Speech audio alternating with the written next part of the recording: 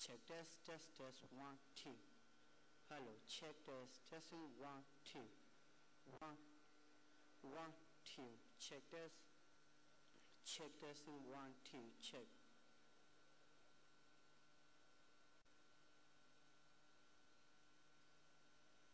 Check testing 1 2. Check.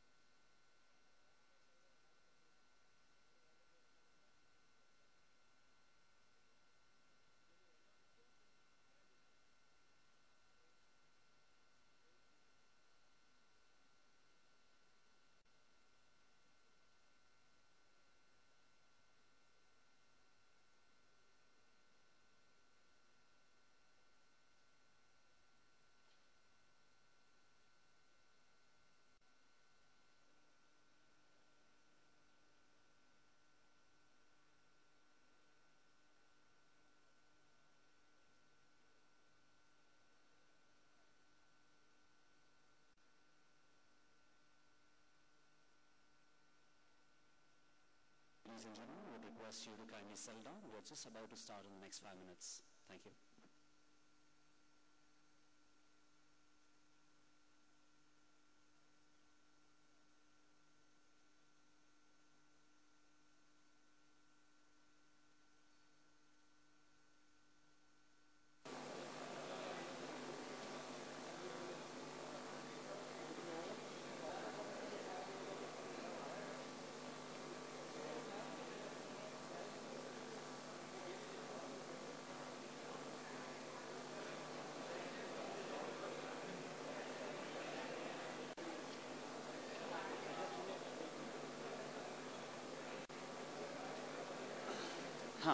Sure.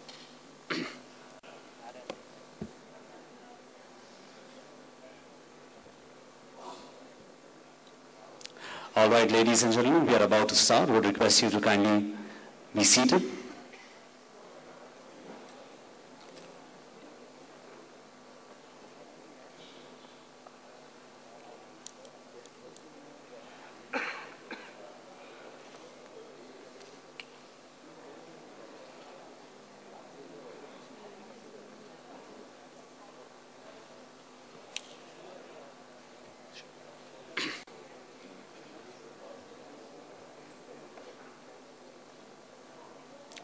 Would request everybody to please take their seats and also keep their phones on silent.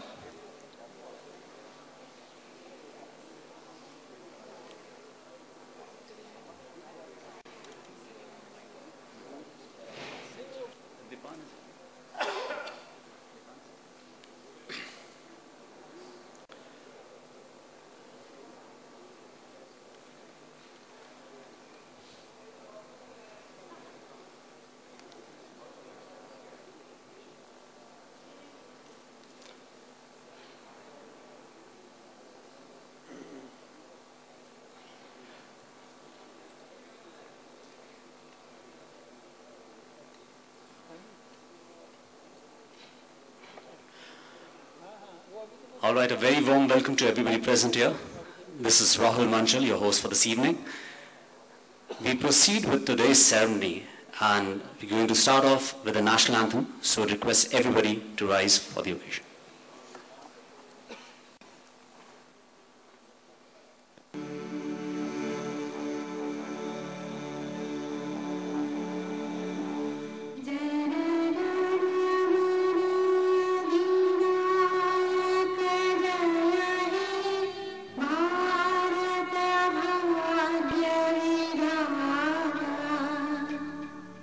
Punjab Sindh Gujarat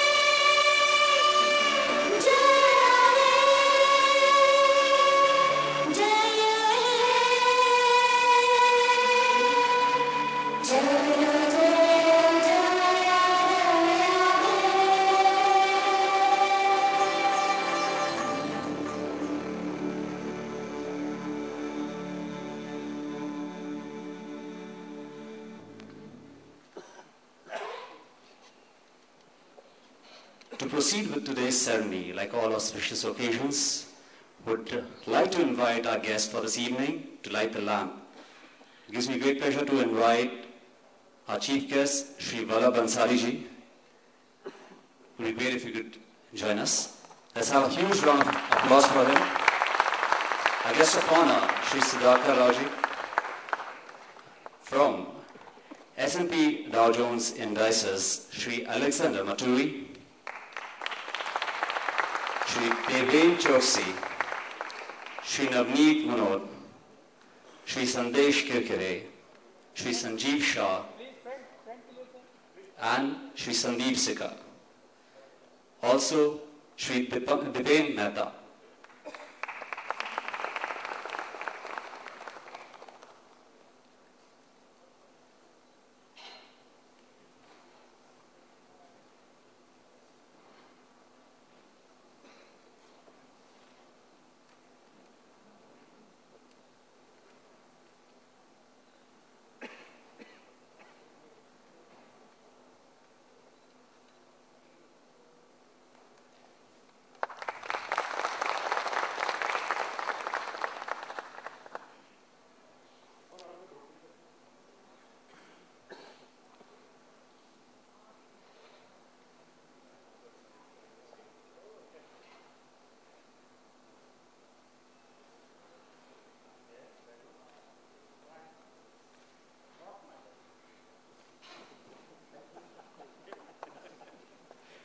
Loads of smiles there. And to start off with today's ceremony, it gives me great pleasure to invite on stage a man who needs no introduction, our guest of honor, Sri Sudhakar Rao ji, Director, BSE.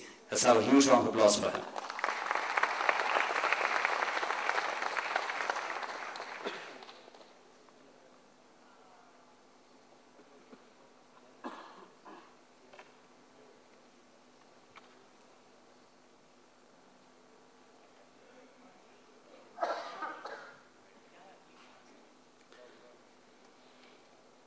All right, I'd also like to invite on stage our chief guest, Mr.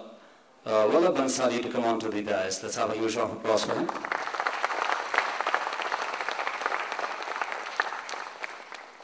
And also, Sri Ashish Kumar Chauhan, MD and CEO, BSE Limited.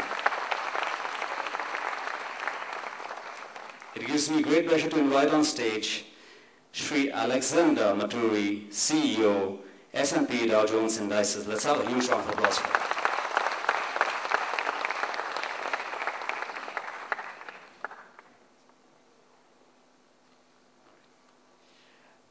All right, I now invite our guest of honor, Sri Sudhakar Rao, Director BSE, to give us a few words.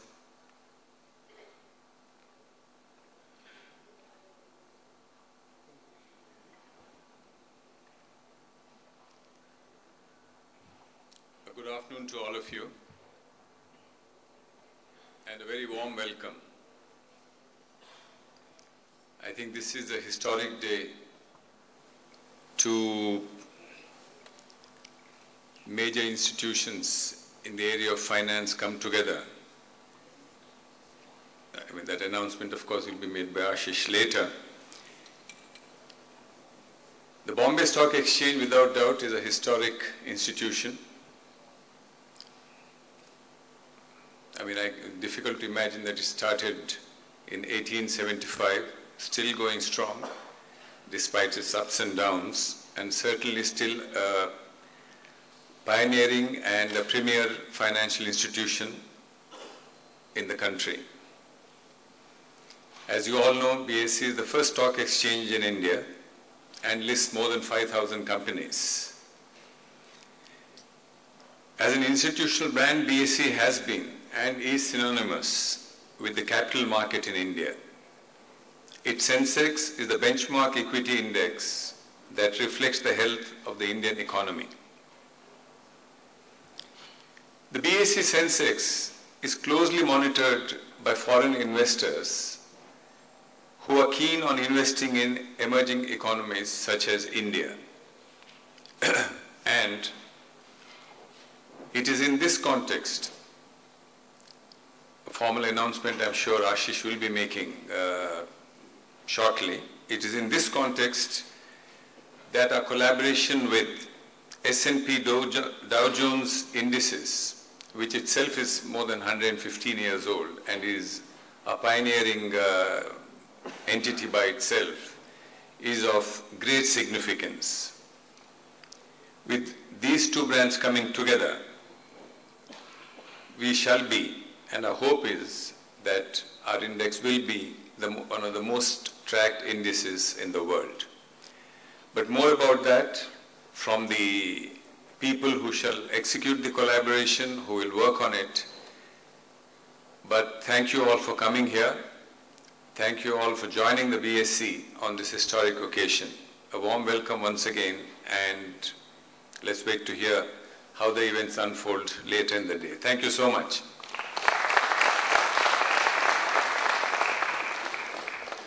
Thank you so much, sir, for those really inspiring words. With this, it gives me great pleasure to invite our chief guest for today, Shivala Bansali, and would I request him to share a few words.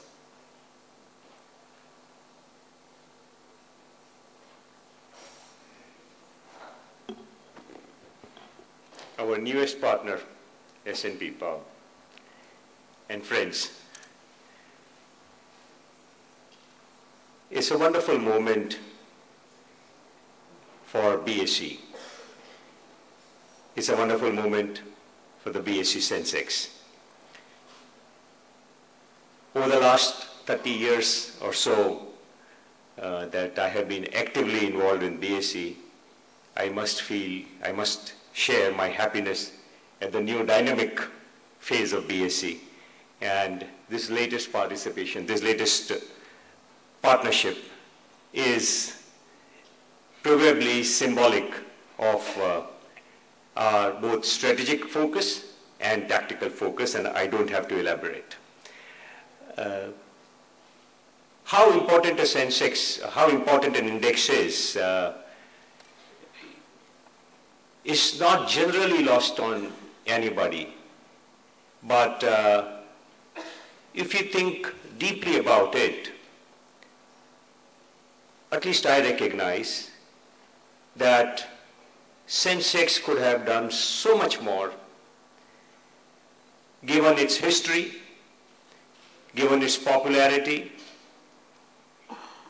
given the fact that I've been involved with it right from the beginning. So I'm not talking about my involvement, but because of that involvement, I can trace the passion and the dynamism with which the Sensex was created, and for a long time, or for most of the history since '85, been maintained.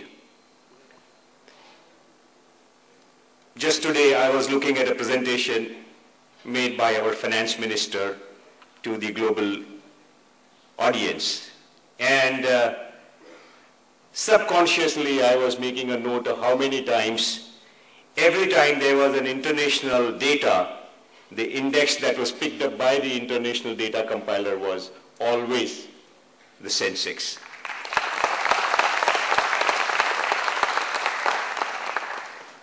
And it's, I think, very important in today's day and age to be extremely modest. Often, the history is good to talk about and nothing else really, unless you can get inspired by it. And the most useful lesson from history is that how we fail rather than how we succeed, and not to fail again. So I think I must congratulate our management team and the board of directors for making this wonderful strategic move. I have been closely involved with CRISIL for a long time, and I know the value that an international affiliation brings. So I hope that this affiliation does wonders for BSE, for our Sensex, and for the investment community at large. Thank you for being here.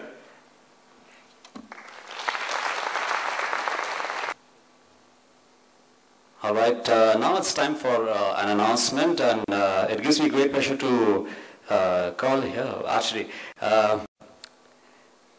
That's right. Shri Ashish Kumar Chauhan, MD and CEO, BSE, and Shri Alexander Maturi, CEO, S&P Dow Jones Indices. It's time for a special announcement. The mic is all yours, sir.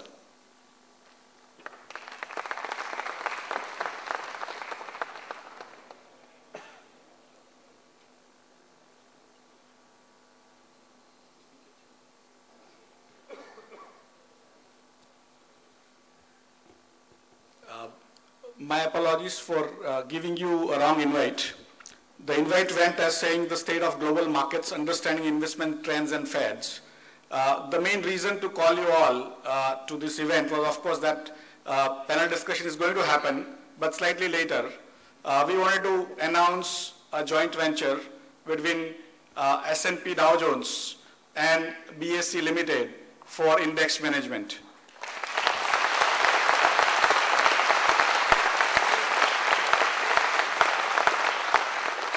So we are deeply honored to have the company of all of you, Mr. Sudhakar Rao, Mr. Vallabh Bansali, and Mr. Alexander Maturi.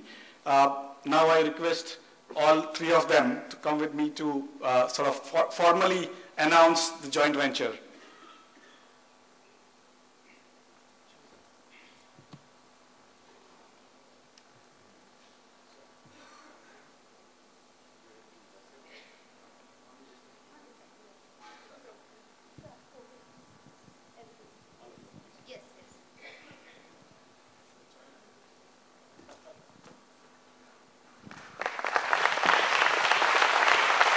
A loud round of applause.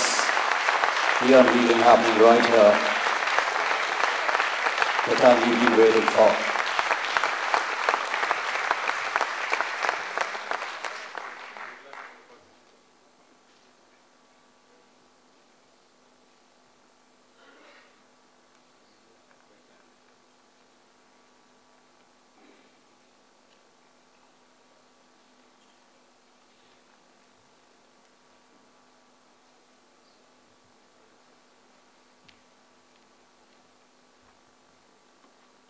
And there's a very special well-wishing card.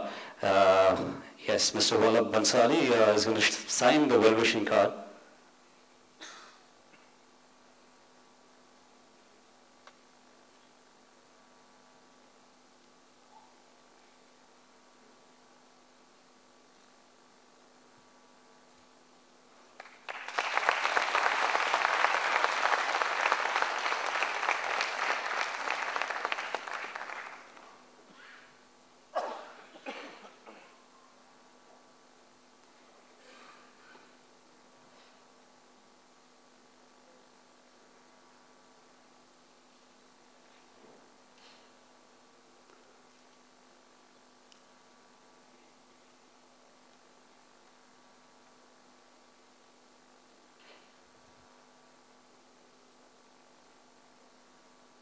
Let's have a huge round of applause.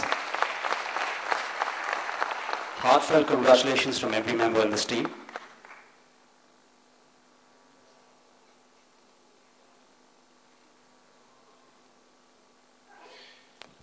All right, now it's time for media interaction. So if the questions that you need to ask, I'll be coming close to you if you want to pose a question.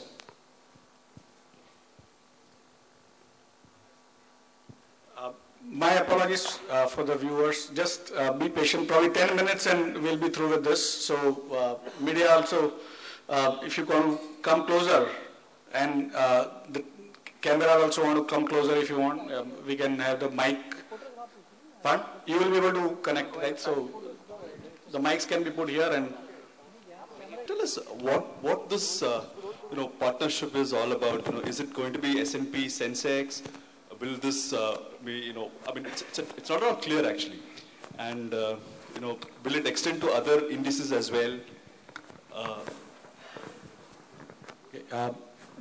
The question is basically what is the joint venture all about, and what all will be covered and how it will be done. So the BSE's indices will become part of this joint venture. This joint venture will be 50-50 joint venture between S&P Dow Jones and BSE. And the Sensex and all other indices, BSE 100 and so on and so forth, will all go into this joint venture company. In addition to BSE sort of contributing its indices, S&P will also contribute some of the indices from Asia into this joint venture. And in addition, the joint venture will also be doing work for other parts of the S&P Dow Jones Group in terms of the outsourcing work and so on and so forth. So it's a much more detailed work. The S&P will be running the indices henceforth.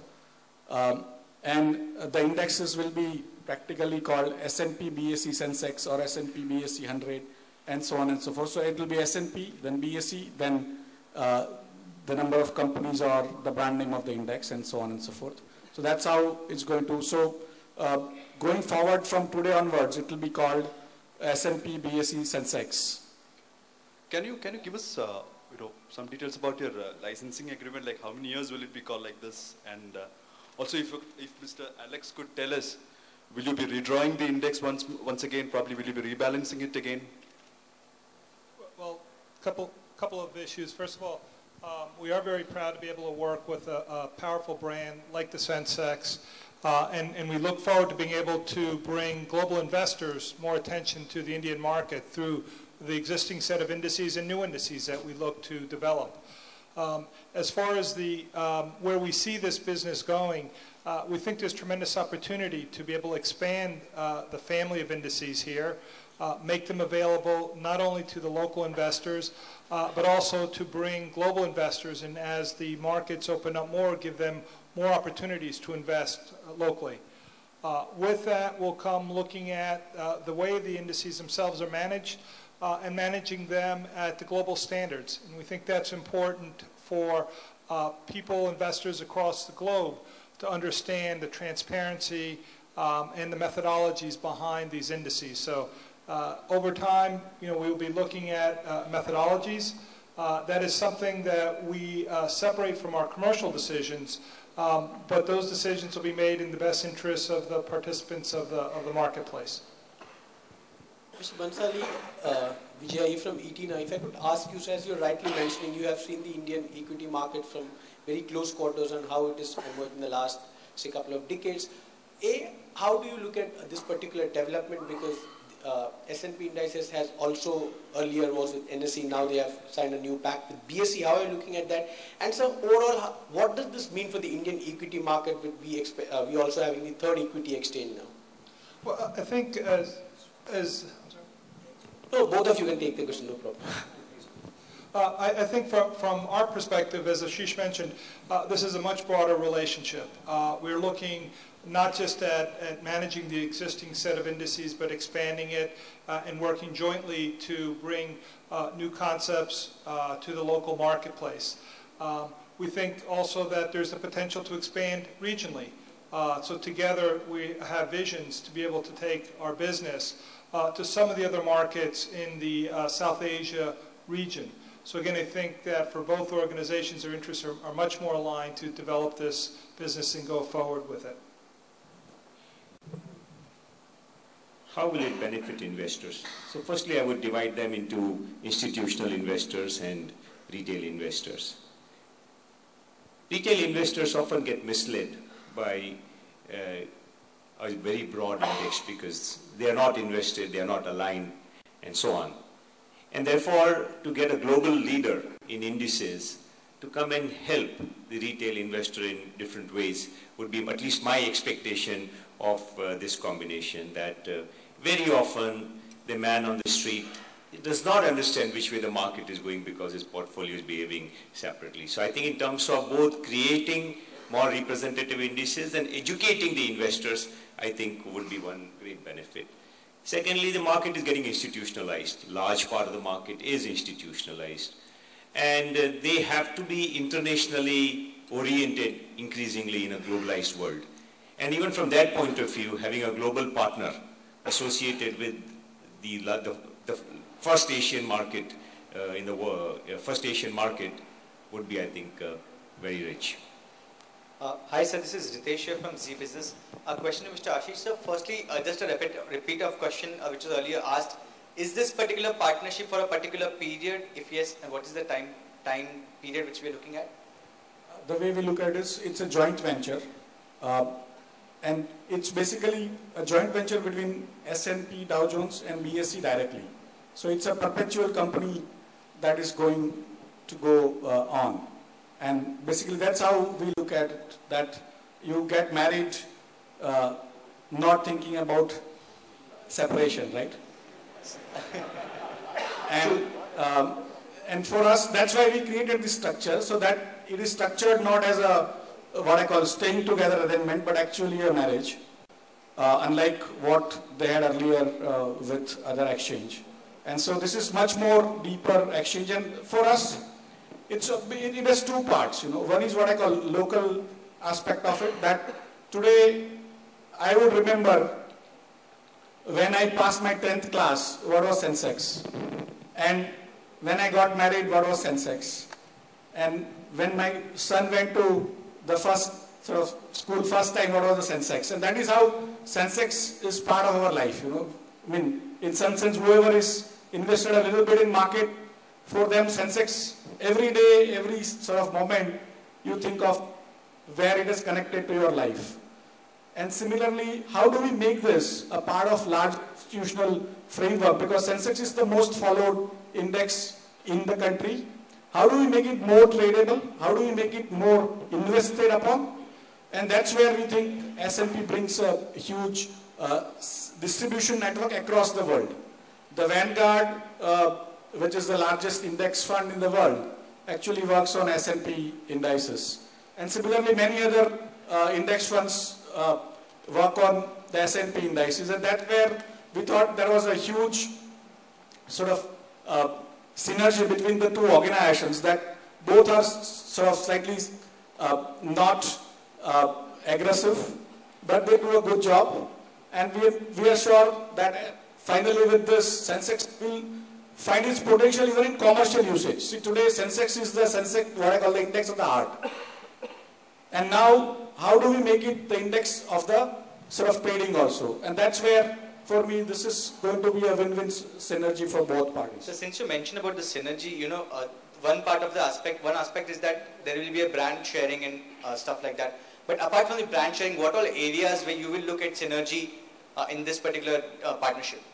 In fact, the entire index is going to be managed by the JV.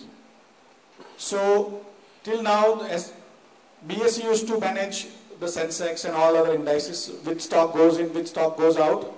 It's going to be run now on S&P's methodology, S&P's international methodology, and their experiences and so on and so forth. And so, although it's not very different from what BSE already does today, so it's going to be run in a more independent basis by the JV, independent of BSE's own interest in sort of trading of the indices and so on and so forth. So it's going to be very professionally run, and S&P will also have their views. Yeah, I think given the current regulatory environment, having a clearly defined index business, I think makes the market much more comfortable in using the index both for products and as benchmarks. In Europe currently, there's a lot of reviews of indices in the broadest sense because of the LIBOR investigation. And one of the things that's coming out of the regulators in Europe is that there needs to be a separation of functions. And this joint venture does that. S&P is not a product issuer. We don't issue ETFs. We don't trade products for our own account. We also don't source the underlying data that goes into these indices. So as we manage indices, as a JV is going to manage indices going forward, there is no potential conflict of interest in terms of how the indices are managed. That brings more comfort to the marketplace in their use. So since you mentioned about the comfort part of it, just one last question. Is there kind of a profit sharing or a royalty sharing agreement between the two, and if yes, what's the... It's actually a 50-50 JV. So unlike, again, most of us will compare it to what happened to the agreement on the NSE side. Here it's a JV, joint venture, right? So whatever is earned is basically 50-50 joint venture between S&P and BSE. And so if it pays dividend, then that comes to both parties equally. So just one question. So like how Dow is traded on NSE, can we expect something like an S&P index futures being traded on BSE, something like that going forward? We'll have to look into it because there might be issues relating to exclusivity and all when an exchange takes an index. So those aspects we'll have to work upon later. But the fact is that when Krishna is with you, the army will always come with you. Alexander, finally, if I could quickly ask you, you operate in so many other global markets. When it comes to the Indian equity markets, where do you see the challenges, or from a policy perspective, anything that you would like to see as to change? Well, certainly, I think one of the important aspects of what we feel an index provider like ourselves has a role to provide is education in the marketplace. As markets become more educated about how indices can be used, whether it's investors using indices as a benchmark, working with product creators to develop products that help bring flows into the marketplace or give people ways of hedging risks. We have tremendous amount of experience. As old as the BSE is, we have indices, with the Dow Jones Industrial Average and S&P 500 that when they were created, nobody realized the many different ways that they could be used many, many years later. And we hope to bring some of that knowledge here to India too. Even our experience in working with other global exchanges, there is a role that we can help provide to bring that education both to global investors about the Indian market through the suite of indices that we have now and will be developing, and also for the local investor, so as they decide to invest globally over time, that there are products that can be brought and potentially traded on the exchange so that they can gain access to that. Thank you, sir. Thanks.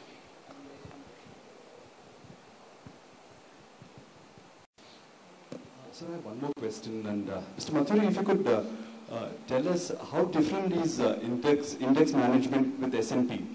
Now, do you really think that that Sensex has only 30 stocks and it is too narrow to cover the entire markets? I'm actually not the right person to ask that question to, and the reason is that we have a separation between the commercial side of our business and what we would consider the governance side of the business. In the governance side of the business, we think it's important that they operate independent of the commercial decisions, but at the same time understanding the needs of the market.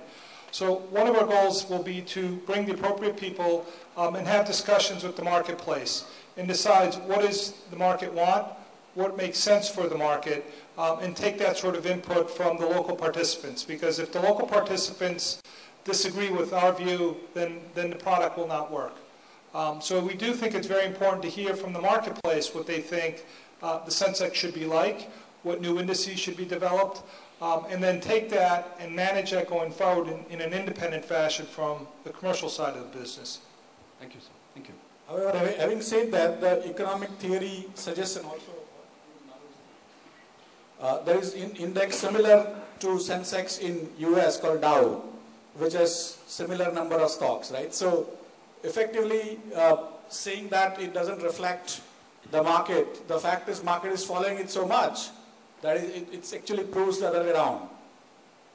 Yeah, in fact, an index can be successful despite the number of indices, and there's many factors that can make it successful. Does it represent the marketplace? Is it liquid? Is it usable?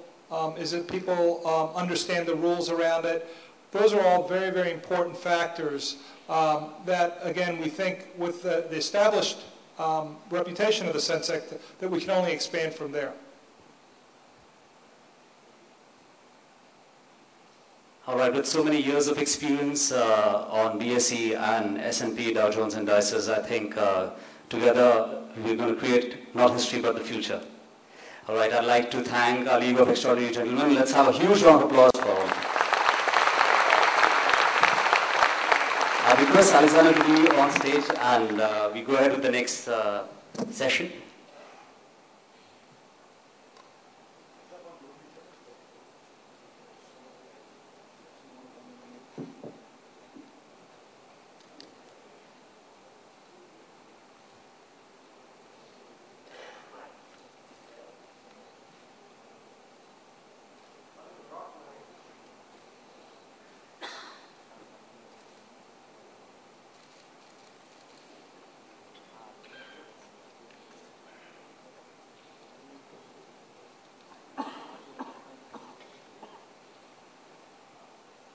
All right, with this, we move ahead with the session for today. And this is a session on the state of global markets, understanding investments, trends, and fads. And it gives me great pleasure to invite our moderator on stage, Shri Dipen Mehta, founder and director, Dipen Mehta Access.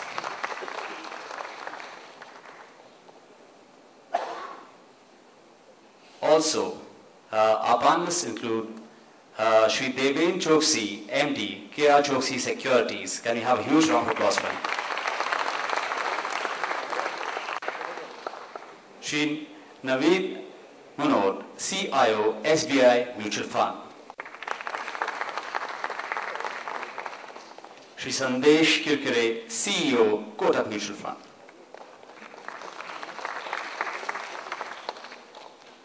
Shri Sanjeev Shah, Executive Director, Goldman Sachs.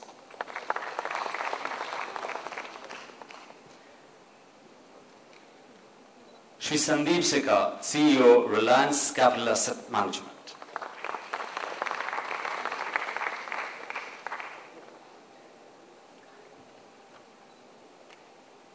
And yes, Shri Alexander Maturi, CEO, S&P Dow Jones Indices.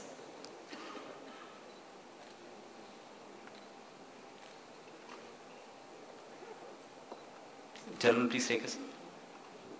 Would you like Dipen to take over? Thank you. I think we need a few more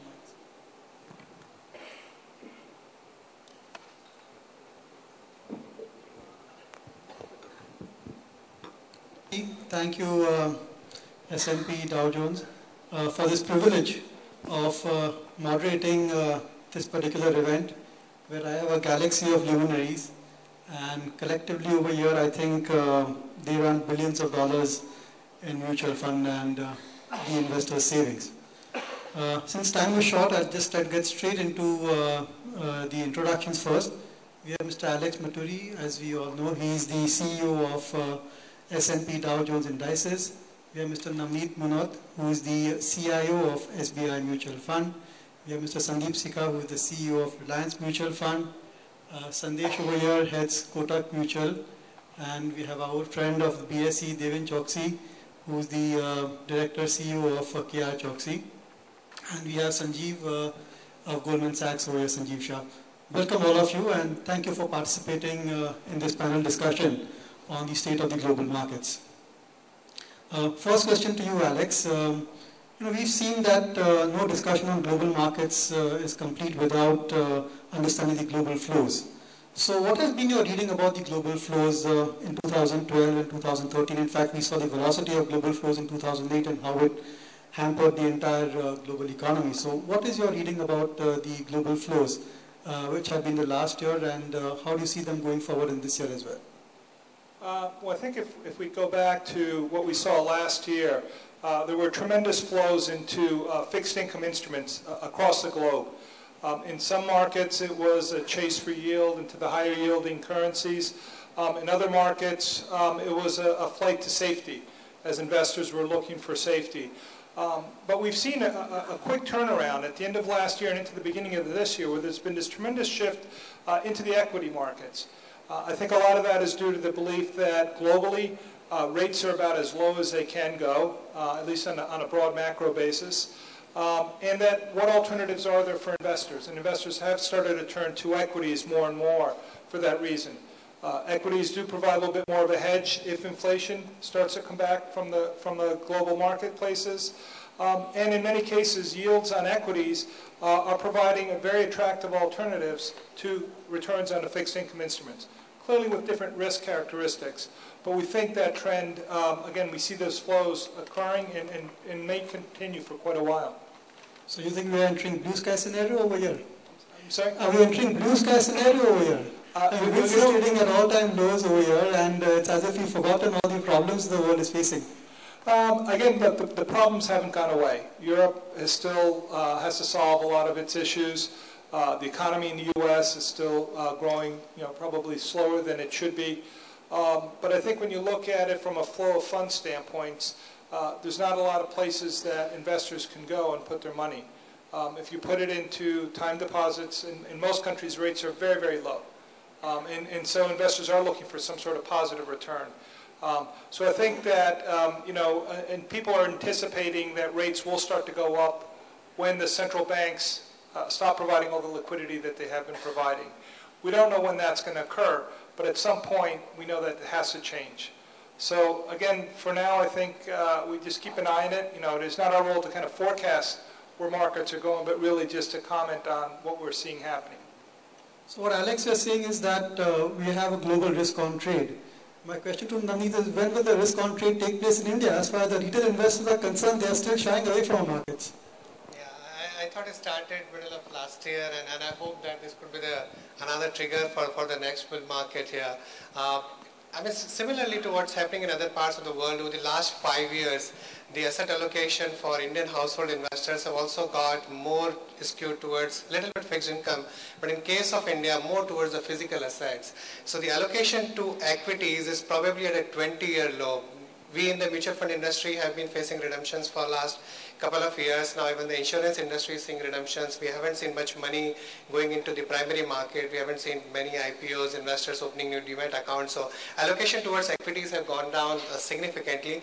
I hope the regulators, policymakers, everybody is realizing that we need to do something to bring back markets and have higher allocation of household savings into the financial assets. Otherwise, as a nation, we are making ourselves more vulnerable to global capital flows, and given our current account deficit, the vulnerability on the foreign flows has gone up, and that makes not only capital markets, but even the impact on currency market, and that actually flows to even the real economy. So we need to do something to get those investors back into the capital markets, and I hope that in this budget and over the next couple of months, we'll see several measures by the government to get the trust back into the investors. And also the market direction. I mean, if the market stabilizes, consolidates its recent gains, and then moves into another era of higher earnings growth, a little bit of re-rating, and then a continuous growth, then investors will regain trust into the equity market.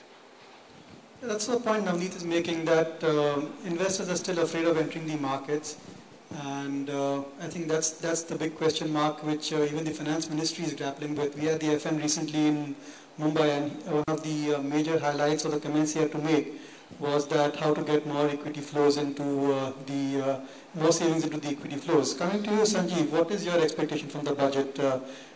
Anything specific for the mutual fund industry, or anything specific for maybe even exchange traded funds, considering you have tons of experience in that particular segment?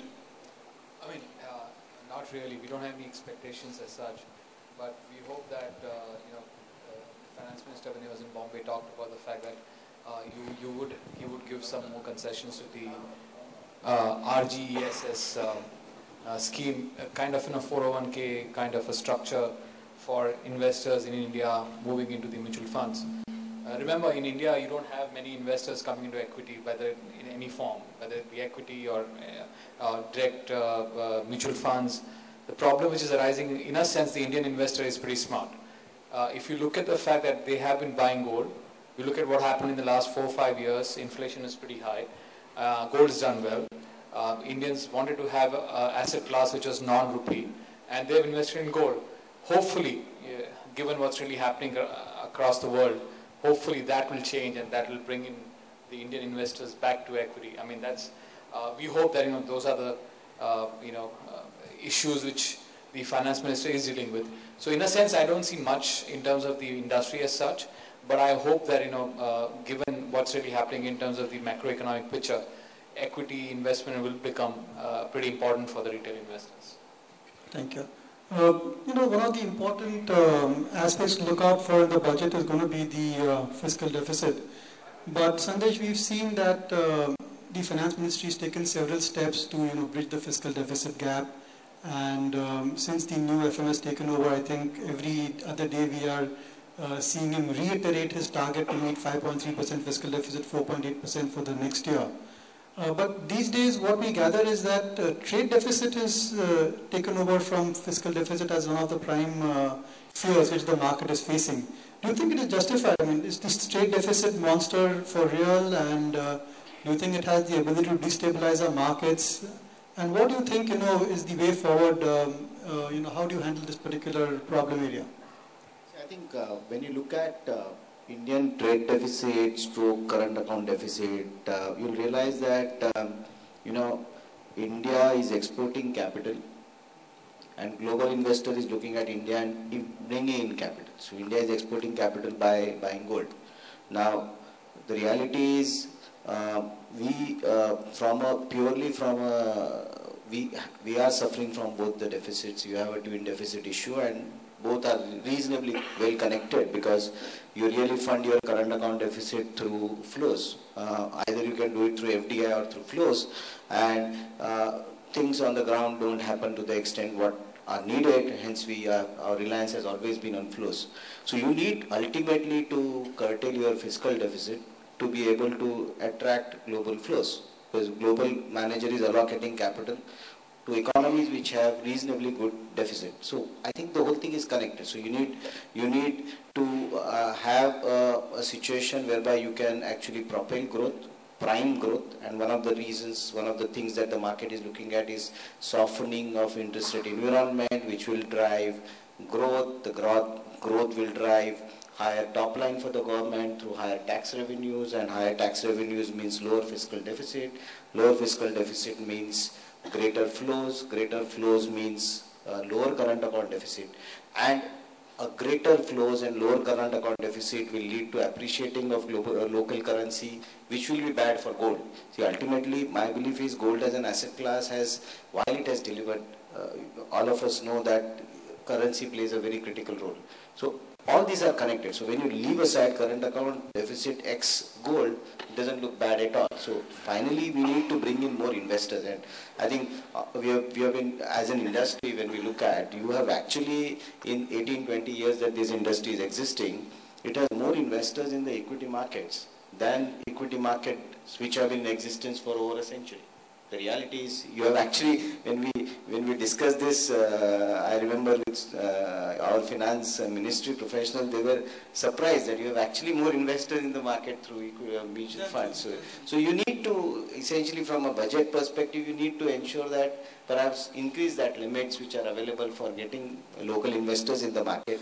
And ultimately, it's all about financial literacy. How do you convince the local investor that this 20,000 is significantly cheaper than that 20,000. And the fact is, if you go and meet anybody, he will come and say, oh, great time to exit, and the global investor is saying that great time to get into the market. I think that's if you ask me, the single point agenda for the country is to bring in more investors in the equity markets. But do you think we have a buffer at play? Supposing something was to go wrong globally, then this trade deficit risk could blow up on our face? I think, finally we are perhaps fourth or fifth largest in terms of the currency foreign exchange chest that we have. Finally, when you are not really, if you on the ground, if onshore pressure on dollars will increase, onshore pressure on local currency will increase if this trade deficit issue which you are mentioning does blow up. But ultimately, my belief is that Indian currency is fifth or sixth largest currency in terms of cross-border trade globally.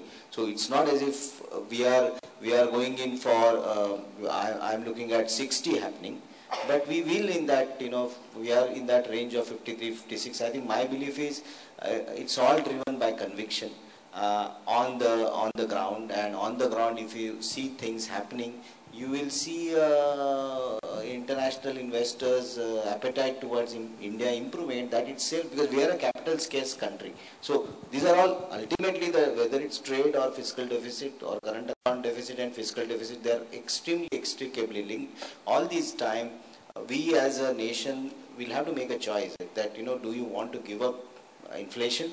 Do you want to really look at growth? And can you look at inflation in the way it is being looked at today? When you look at the fact that inflation comprising on the basis of pure manufactured inflation is closer to 5%, so which means it's really the fuel and food on which you have a food economy which has its own completely different issues, which is not directly, cannot be controlled through monetary economics. And you look at fuel, which has a completely different issues by itself because it has a direct bearing on currency. So finally, it all boils down to currency, and if you are in a position to control that in some manner to improve the conviction of global investors to look at India, I think things will be under control. But I agree that This is one area which one should be extremely careful, because otherwise,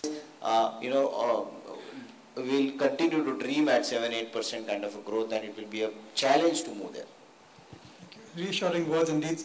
Do you agree, Sandeep? I mean, what is your view on the rupee? I think that the global flows into India are truly impacted by the rupee movement, and for FIs, I think dollar returns are more important than what local returns they get. I think broadly, firstly, I'll just like to highlight the fact that it's not just the currency which is getting the flows into India. I think it's India as a attractive destination, and we'll keep seeing flows into India. What actually we personally, makes us sad is that $27 billion of money comes into India. Investors, foreign investors make 25% return last year, and I think Indian investors shy away from that. I think from our point of view, the bigger challenge right now as an industry and more as a country, I won't even take it as an industry, but as a country is today, how do we distribute this growth which is the coming from Indian markets, giving it back to the Indian investors. And day by day, this number of investors are actually shying away from the industry. For me, I personally believe, I think I'm very happy to see some of the initiatives which have been taken. Whether it's to do with on the economy side, with the government, trying to increase the price of diesel every month. Some of these initiatives are very, very good positive steps taken by the government. And even initiatives to get new investors into the capital market, schemes like RGES. I remember 3 days back I was at the same venue where there were about 400 students, MBA students, trying to understand about capital markets. I think these are things, which are going to drive Indian investors into the capital markets. And I hope there comes a time when we don't need foreigners. I think foreigners will, I think Indians by themselves will be driving the markets. It might be some time away, but one day I'm sure you'll see a situation where Indians themselves will be driving the market. You won't need foreigners. Then this question of rupee and dollar and everything will not come. Well, I think that's a noble thought. But, to get Indians into the market, I think interest rates play an important role. Don't you think so? And what's your view on interest rates? I mean, RBI has cut 25 basis points and inflation has come off. Growth is certainly precarious at this point of time. So what is your view, I think, in 2013? How many basis points? 100, 200 basis points? What is your view? They've asked two questions. One is basically, how will the interest rates impact, the investor flow into the capital markets? I think for us, broadly, the way we see is, firstly, I think it's very important for investors who have the right asset allocation. We have seen even foreigners, a lot of foreign money coming into India. What Alex mentioned has been coming into bonds. And we have in Indian markets also, the retail investors have been investing more and more money into, as far as the mutual fund industry is concerned, more into the fixed income instruments. However, again, it's very interesting. That's that's where the investor education and awareness will have to increase. Wherein normally these are trends, the fads. Wherein there are times when everybody is investing everything into equities. Then comes a time everybody is investing everything into debt. But it's the right balance that is critical. However, to answer your second question, we believe interest rates will, for the economy to do well, and basically the steps being taken by the government and the RBI, we believe interest rates have peaked. We believe interest rates will come down. By how much, I think it will be very difficult to say that we are getting into an election year. But we clearly believe you will see a softening of interest rates.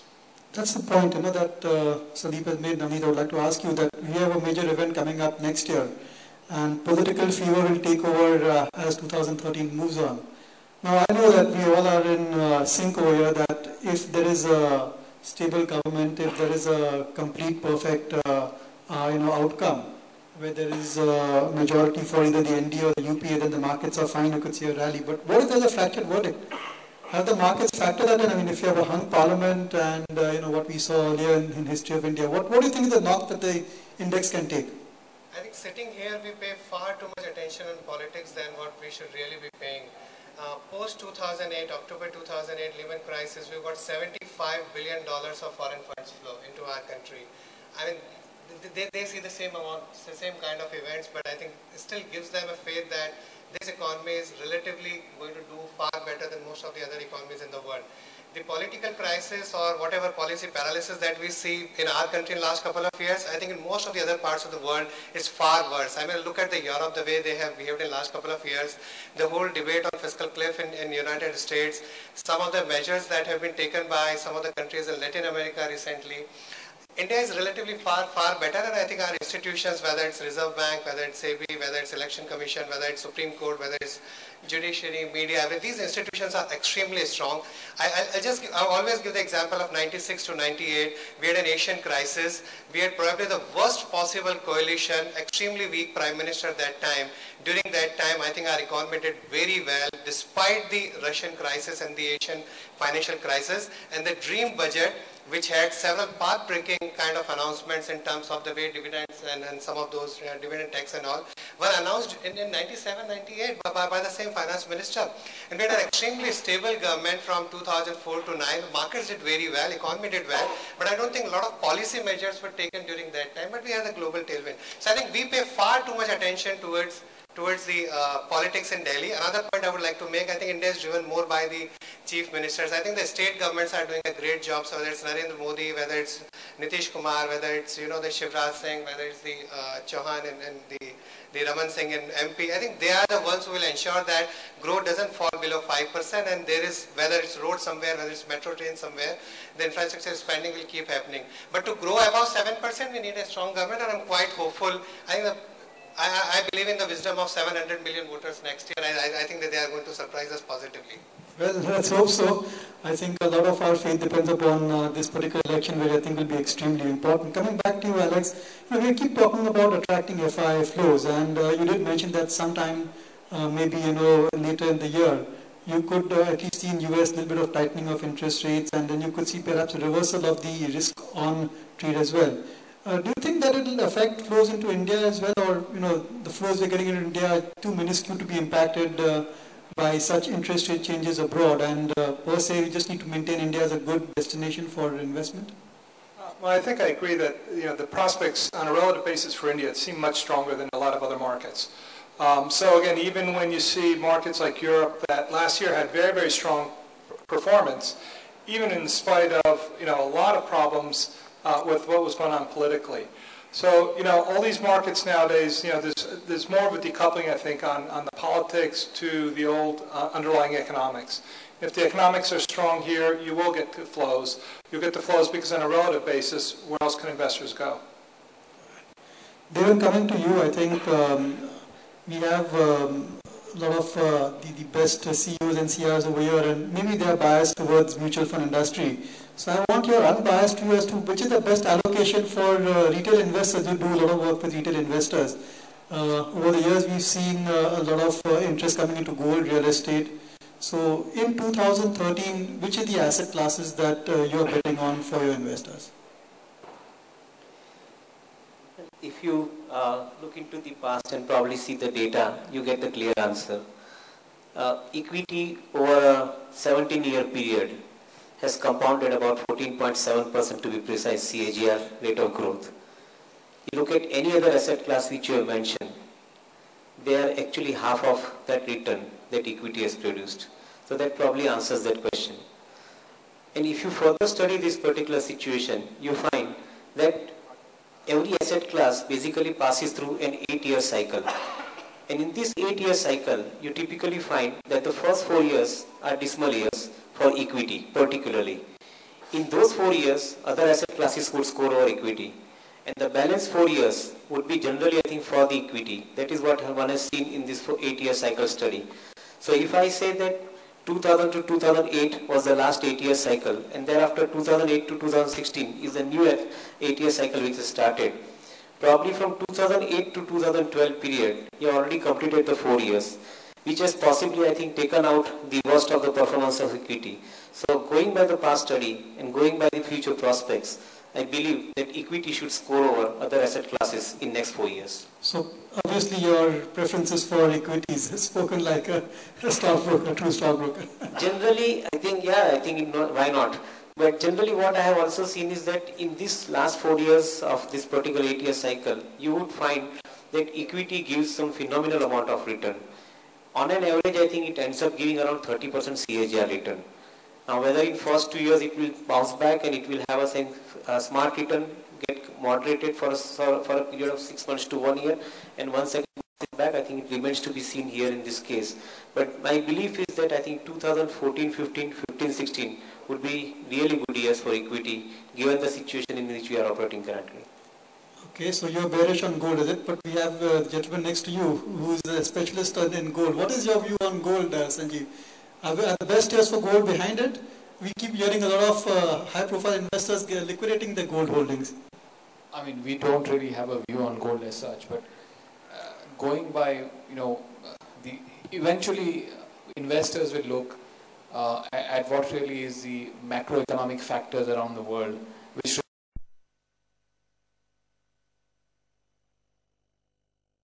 asset class, which is equity, which is going to drive for the next few years. The macroeconomic factors say so, and I wouldn't be surprised if the Indian investors actually get into that. But to answer your question specifically, most of the analysts think that interest rates worldwide should rise now as we move forward beyond 2013-14. And that obviously is not the greatest of times for gold. Okay, so maybe there's general consensus that gold may underperform and equity may do pretty well, I think, for next year. I think everybody over here agrees to that, is my understanding. Coming back to you, Alex, there's one question I've been itching to ask you, and I am going to ask you. Is S&P really going to downgrade us? Well, I'm not sure I'm the right person to ask that question. As many of you may know, S&P Dow Jones Indices is actually a separate subsidiary, sharing a parent with McGraw-Hill Financial that also is one of the other 5 divisions of McGraw is of course the ratings business. But we operate separately from them. We have separate owners, including the CME Group and News Corp. So I think that question is best to ask somebody from the ratings side of our business. All right, thanks for that clarification.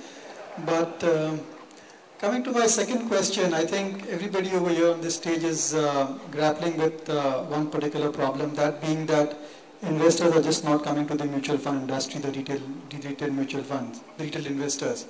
Whereas you come from US, where the mutual fund industry has shown fabulous growth. It is mainstream, and the last 2 decades or so have been really the golden period for the mutual fund industry, the hedge fund industry. Why do you think that the mutual fund industry has not been so successful as perhaps the US experience? And what do you think can be, what are the changes that we can bring about in India to make the mutual fund more attractive to the average retail investor? Well, I think first of all, we have to look at when was the mutual fund industry started in the United States, and it really dated back to the 20s and 30s. So it took many, many years for the U.S. mutual fund industry to grow and grow quite successfully, as you pointed out.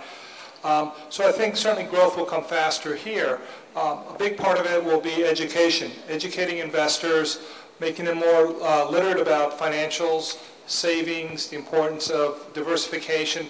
Those are all factors that really play to the success, not just of mutual funds, but investing in general. I think one of the other advantages that I think we'll see is as exchange-traded funds have developed, which are a form of a mutual fund. They certainly have the benefit of being able to be traded throughout the day, but also have the transparency and low-cost structure. Those will become products that we're starting to see, again, started much slower. The U.S. has just gone about 20 years now since ETFs have launched there, and it took many years until they became successful. So I think some of these new products that will come to market over time will be easier for investors to understand and access, and with that will come more flows into the industry as a whole. Yeah, but Alex, in India, the peculiar situation is that Indian investors believe in absolute returns. That's one of the problems that we who manage money are really grappling with.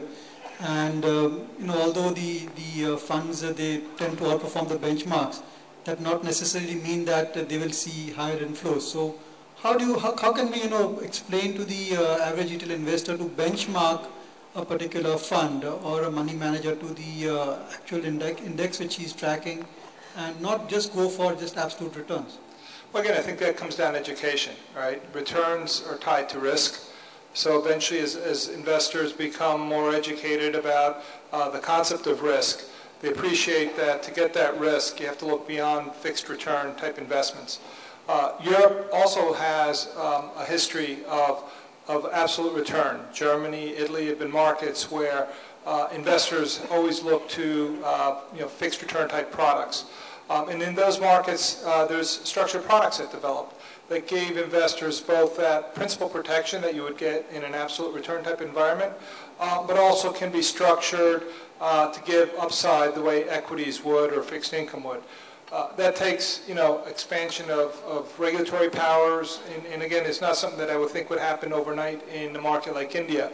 But there are ways to bridge the gap. There's ways of developing mutual funds that target a certain level of volatility, for example, so that investors could get something that is perceived to be lower risk while still having access to equity-like returns. So again, product development will help move people away from fixed returns. Certainly as rates come down over time, you'll see people look for other alternative investments. So again, it's a multiple of factors that really are necessary. So you think structured products be one of the answers to this particular problem that we are facing? I'm not saying they're the only answer, but there are ways of getting people Because to education understand. is being undertaken by all the gentlemen over here. In fact, the mutual fund industry, the stock exchanges, SEBI, finance ministry, they undertake a lot of education to investors about the benefits of equity and trying to benchmark and what returns the Sensex and the other indices have delivered. But still we find that that's just not about enough. Well, it takes time. Again, people have been investing in Europe and the U.S. for many, many years, and it took a long time. Many years ago in the U.S., if you invested through a bank, through the trust departments of the banks, which are the original big investors in the U.S., all you could buy was bonds. Equities were viewed as a risky asset and were not viewed by a fiduciary to be the right asset. That was in the 50s. That wasn't that many years ago.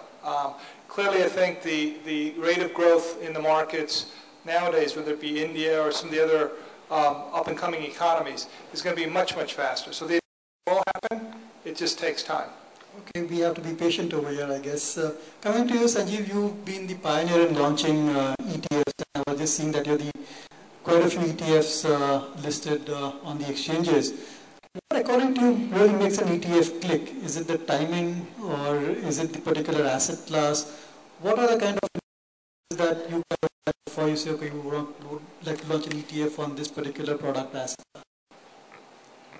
Simply the fact, the ease of for people to invest. And let me take you a here, which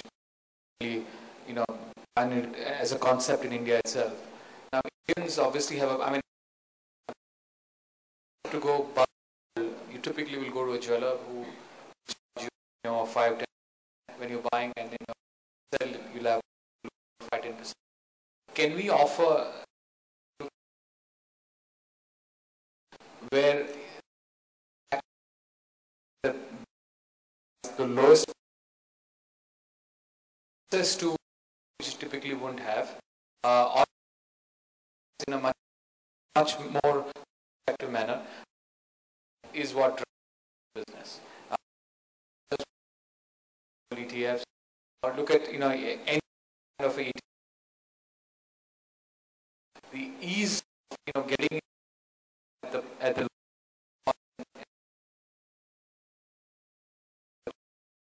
That means you need to have liquidity as well, which you're experiencing at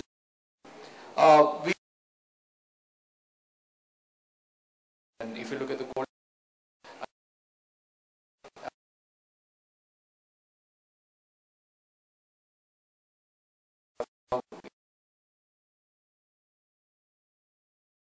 you need the end.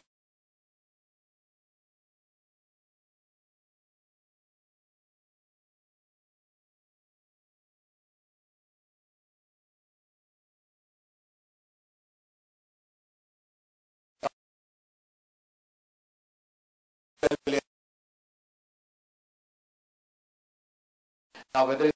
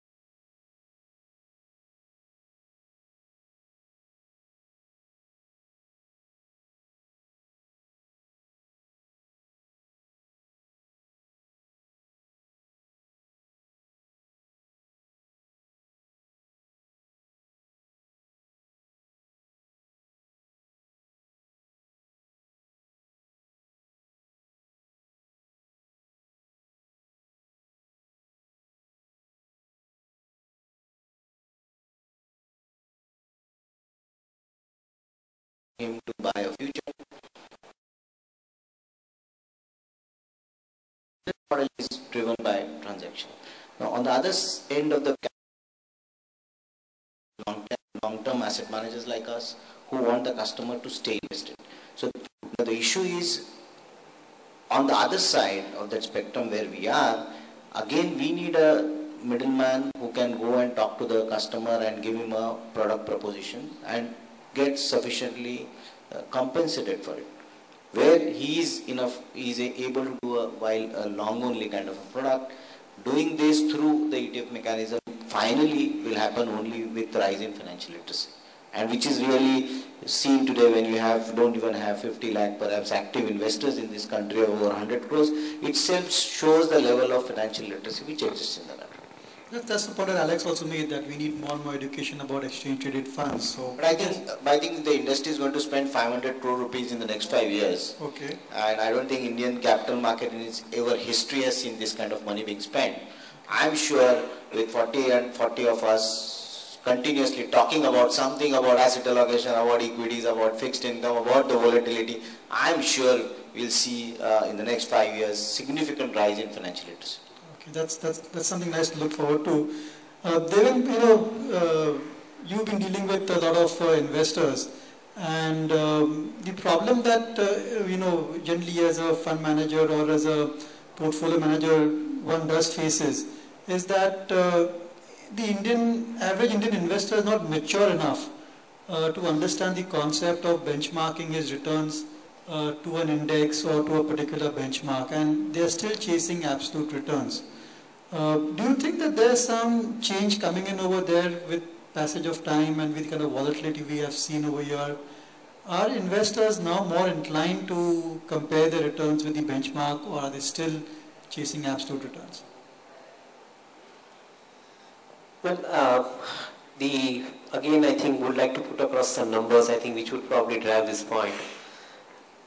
If you look at last 20 years or 22 years, since 1991 till today, if we actually, I think, apply some numbers and probably, I think, see how exactly these returns have come, out of BSE Sensex, about 14 stocks have given a CAGR return of 22% to as high as around 45%. Same is the case with BSE 100, wherein out of 100 stocks, about 28 stocks have given similar percentage of CAGR return in these 22 years. Which means that if one has invested a lakh of rupees, 100,000 rupees, in the beginning in 1991, today that amount stands at around 55 lakhs rupees. Vis-a-vis, if one has invested the same amount in Sensex, that amount 17.5 lakhs or 18 lakhs of rupees. So obviously an investor is more in absolute return. He is probably not interested in as much into a benchmarking return. Probably also due to the markets out here, wherein you have a lot of opportunities, the companies are growing, they are growing big. Maybe many of the companies, some of the bigger companies are also growing bigger than what they are at this point of time. So my reading says that I think the maturity will come in investors only when they start getting a lower return on absolute basis. And then only they will go for, I think, the benchmarking return. But till that point of time, I believe that I think they would probably go for the absolute return vis-a-vis the benchmark returns. Okay. We are almost coming to the end of our just a few quick questions, quick answers wanted from the panel over here. Gentlemen, we have the largest index management company over here with us. And starting with you, Sanjeev, what are your suggestions? I mean, which are the new products do you think S&P, Dow Jones, and the joint venture should launch? What would make the whole product more attractive to the average investor? Worldwide, there are 2-3 things which are happening in terms of, if you want to call it the index investing world. One is basically looking at, volatility as a measure of how you calculate the indices and volatility itself. So that's becoming pretty important. Number 2 is fundamental investing, as it's called, where you look at the numbers of the companies rather than just the market cap. So I think these are the 2-3 things which would help in terms of indexing. But my sense is we are still a few steps away from that, as in the Indian market, because we still have to get the whole concept of indexing as such into the system. So but these are the concepts I would think would appeal to the Indian investor in the long run. David, what are your suggestions? What are the ETFs or the indices which you feel are missing and which could get popular with the average investor? Well, I'm taking up the point on the structured products, I think, which you all were talking about earlier. I think I would go with the need. The need in the market is, I think, few needs basically, I think, if one can put across. There is a clear need for the fund which should come up on a leverage basis, on a lending basis. That means I think the market platform should be made available to investors to attract more investors for lending and borrowing of funds, which is missing at this point of time. All lending and borrowing activities are happening outside the market platform, whereas the market platform is the most transparent platform on which I think this particular activity should come. Second most important particular area where I think the focus has to go on is a larger amount of delivery-based kind of an activity happening. We have SLB kind of a platform, and frankly I think there is no volume happening over there either. Why it is not happening? Because I think you don't have the delivery settled options in the market. Theoretically yes, but actually it is not happening. So one needs to develop the product which basically would drive this kind of volume into the market, which ultimately bring the investors also into market, and it would be called an inclusive way of growing the capital market. So I would like to, I think, see such kind of ideas. Innovation is what you're looking for. Absolutely. Yes. Sandesh, how about you? What are the new indices or products that you would like this joint venture to introduce? To begin with, I think I'm looking forward for greater participation of retail investors in the cash market.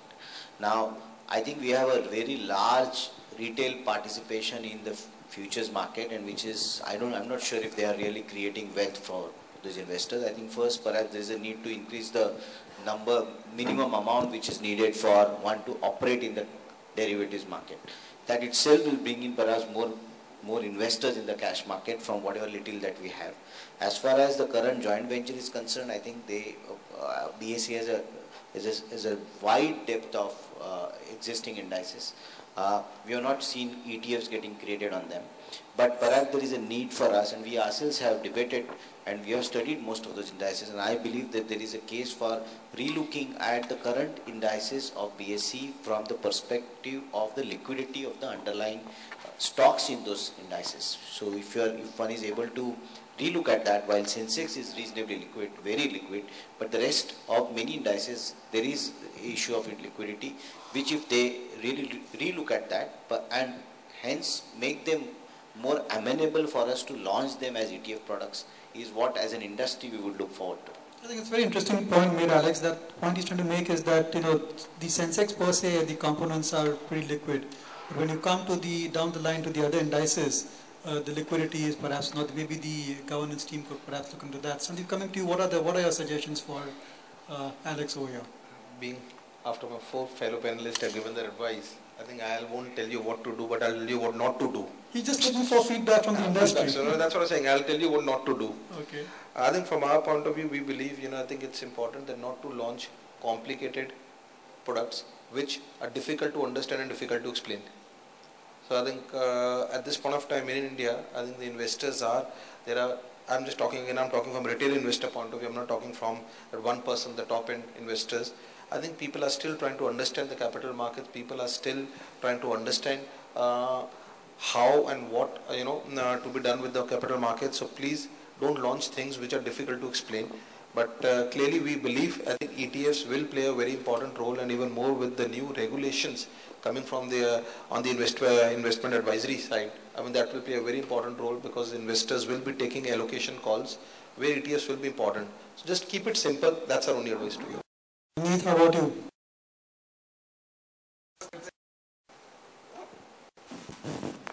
There's the global move over the last 10 or 20 years. There is a tremendous scope for indices and then on derivatives on them, and plus the index fund and the ETF industry to grow. And of course, I wish you all the very best. But 2 or 3 things. I mean, the recent move towards fundamental indexing world over is catching up very fast. That moving from only market cap based indices to more fundamental, where you create indices based on the underlying volatility or risk or maybe some other value based parameters. But I think it's still some time away, because the basic indices have to become far more popular. And also the sustainability. If you look at in India, what was the Sensex component in 1991 and then 96 and 2000 and 2004, 2008, and what's today? I mean, it's gone a tremendous amount of change. It's unthinkable the kind of stocks which were there in 1991.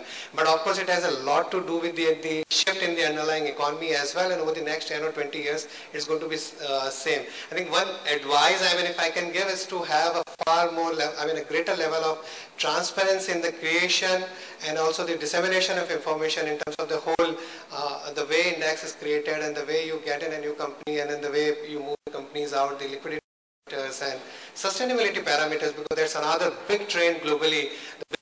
That are sustainable, which have a positive social and environmental impact. So get index and get companies. You don't only the liquidity in the market, but probably look at whether the company can be part of the Sensex for a far longer period, whether it has underlying strength on a sustainable basis. Alex, I think we've all given you a few suggestions. Some closing remarks as to what are the products you're looking at, and what do you see the way forward for this particular joint venture? Again, I think, look, at this early stage, it's hard to say what's going to be coming out down the road. I think initially, I would agree that simple is best. Get people to understand what an index is, how it works, and then later comes the second and third generation products. We've seen this pattern in many other countries in the world, where you start out with the broad-based benchmark, the headline